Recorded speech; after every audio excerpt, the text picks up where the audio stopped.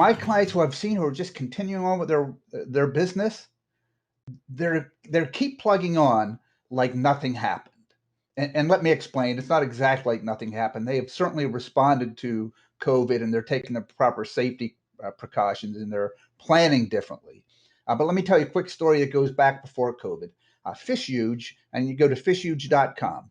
I started working with Chris there 3 years ago, perhaps. I designed his logo and then designed his website. And he's selling shirts with this Fishhuge logo on it. Through the years, especially at first, he was trying to find suppliers for his shirts, and he found one, and he put money and time into it, and it didn't work out. It wasn't the right shirt. The imprint wasn't right. He lost some money on it and wasted time, moved on to a different supplier. Same thing happened. And then he finally found the right supplier. His shirts are really sweet. Again, go to fishhuge.com. It's these fantastic looking shirts.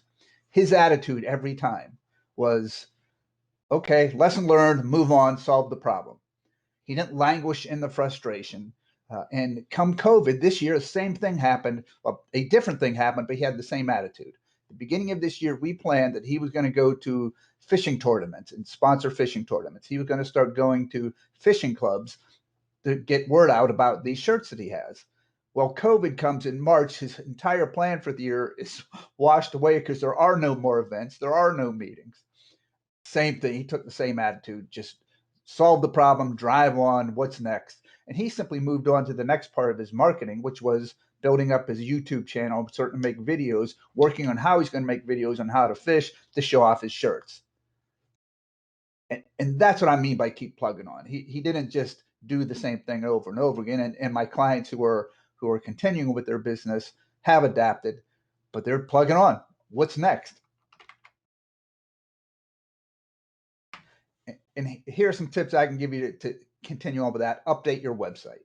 Whatever it is, minor changes or a major change or somewhere in between, regularly, every month, go through your website, change some text, change some words, add a page. If you have a blog, add a blog entry. If you do videos, add a video. Google finds that.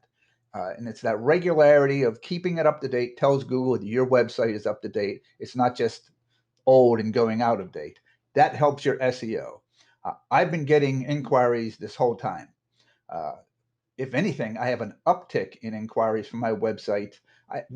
I have multiple, some that serve specific audiences, but it works. But keep updating your website. It's a simple thing to do. It helps your search optimization.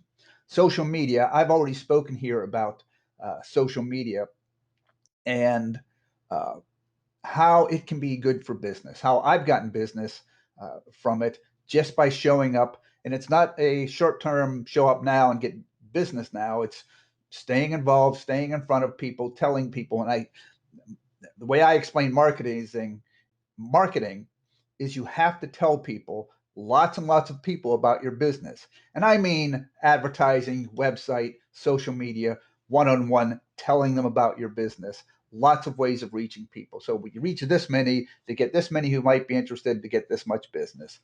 Social media is yet one more way to tell people and reach people. Make sure you're in front of people. Make sure you're on Facebook, LinkedIn if that's appropriate for your business, Instagram if that's appropriate, or whatever social media is right for your business. And networking groups. They have all gone online these days.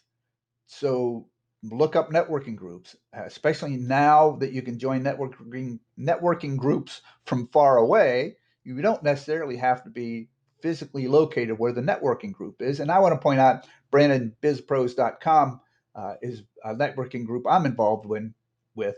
Good group. I've gotten business through it. In fact, I've met Mac and Jovi, David Thornton, and others who are involved with Brandon Lunch Bunch through this group. So look up BrandonBizPros.com or any networking group, but get out there. You can still do, dare I call it, old-fashioned networking. It's the same idea. You're meeting people, telling them about your business. You're learning about their business. Along the way, you end up swapping business.